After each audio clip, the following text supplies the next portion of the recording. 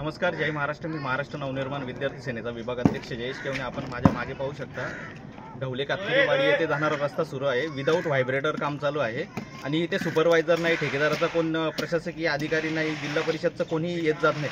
20 लाखाचा निधीमधील 10 लाख रुपये ठेकेदाराच्या खिशात जाणार आणि 10 लाख रुपये इथल्या कामाला, म्हणजे आमच्या गावकऱ्यांचे हाल आहेत तेच राहणार। धन्यवाद। याकडे गांभीर्याने पाहून तात्काळ कारवाई करण्यात येईल।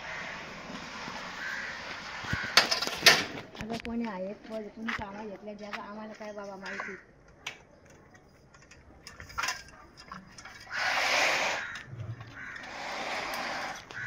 व्हायब्रेटरचा वापर नाही, तसंच काम चालू आहे।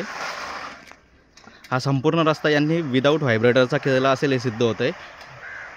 ढवलेवाडीमध्ये जाणारा रस्ता देखील त्याच प्रकारे निकृष्ट दर्जाचा झाला आहे। त्याबद्दल आपण अधिकाऱ्यांना कळवलं होतं, त्यांनी पाहणी केली आहे।